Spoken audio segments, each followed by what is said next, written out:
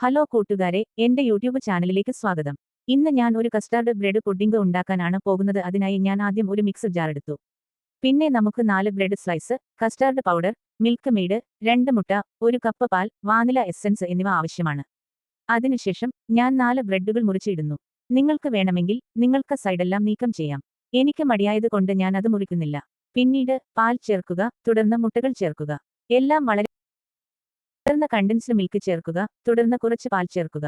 തുടർന്ന് പാലിൽ custard powder ചേർക്കുക. തുടർന്ന് 1 സ്പൂൺ വാനില എസൻസ് ചേർക്കുക. എല്ലാം ഒരുമിച്ച് അടിച്ചെടുക്കുക. വീഡിയോയിൽ കാണിച്ചിട്ടില്ലാത്ത 2 ബ്രെഡുകൾ കൂടി ഞാൻ അതിലേക്ക് ചേർത്തു. അടുത്തതായി ഞാൻ 1 കപ്പ് പഞ്ചസാര ഉരുക്കി, പക്ഷേ അത് വീഡിയോയിൽ കാണിച്ചിട്ടില്ല. പിന്നെ ഞാൻ ആ ഉരുക്കിയ പഞ്ചസാര ഒരു സെറ്റിംഗ് കണ്ടെയ്നറിൽ ചേർക്കുന്നു. അതിനുശേഷം ഞാൻ ബ്ലെൻഡഡ് മിക്സും ചേർക്കുന്നു.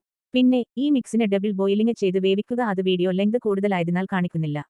ഒരു 35 മിനിറ്റിനു ശേഷം ഒരു ടൂത്ത് പിക്ക് ഉപയോഗിച്ച് കുത്തി നോക്കുക. അത് ക്ലിയർ ആയി കിട്ടുകയാണെങ്കിൽ നമ്മുടെ പുഡിംഗ് തയ്യാറാണ്. ഇതാണ്